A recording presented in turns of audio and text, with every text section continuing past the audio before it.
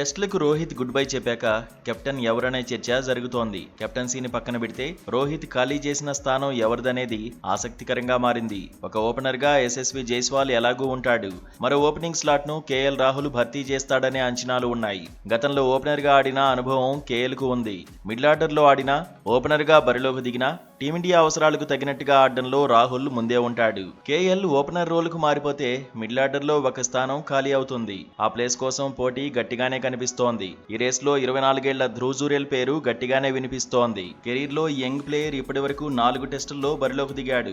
చివరిగా బోర్డర్ గవాస్కర్ ట్రోఫీలో ఆడాడు. పెర్త్ టెస్ట్ కు రోహిత్ దూరంగా ఉండడంతో ధ్రువ్ జురేల్ కు ఛాన్స్ దొరికింది.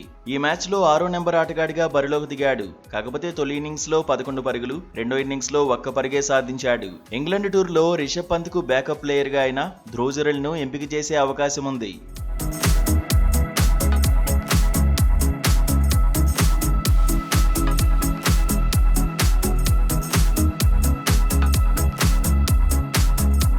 టీమిండియాలో చోటు కోసం కరుణ్ నాయర్ ఎదురు చూస్తున్నాడు. 33 ఏళ్ల కరుణ్ నాయర్ కెరీర్ లో 6 టెస్టుల్లో బరిలోకి దిగాడు. చివరి టెస్ట్ ను 2017లో ఆడాడు. 2 ఏళ్ల క్రితం కర్ణాటక రంజీ జట్టులో కరుణ్ కు చోటు దొరకలేదు.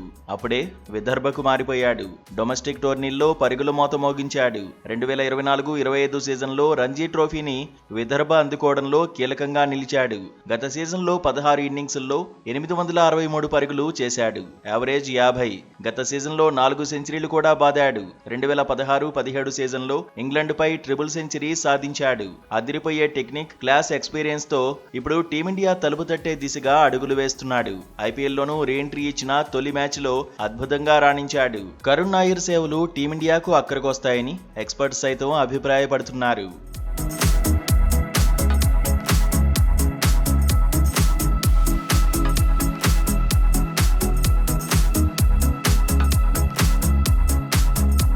టీమిండియా టెస్ట్ టీంలో చోటు కోసం యువ ప్లేయర్ సాయి సుదర్శన్ ఎదురు చూస్తున్నాడు. ఓపెనర్ గా అయినా, మిడిల్ ఆర్డర్ బ్యాటర్ గా అయినా యంగ్ స్టార్ ఆడగలడు. నిలకడైన ఆట తీరుకు Sai Sudharsan care of. IPL లోనూ కన్సిస్టెన్సీ చూపించాడు. కౌంటీ క్రికెట్ లోనూ మంచి అనుభవం ఉంది. 2023-24లో సర్రే తరఫున బరిలోకి దిగాడు. 8 ఇన్నింగ్స్ల్లో 281 పరుగులు చేశాడు.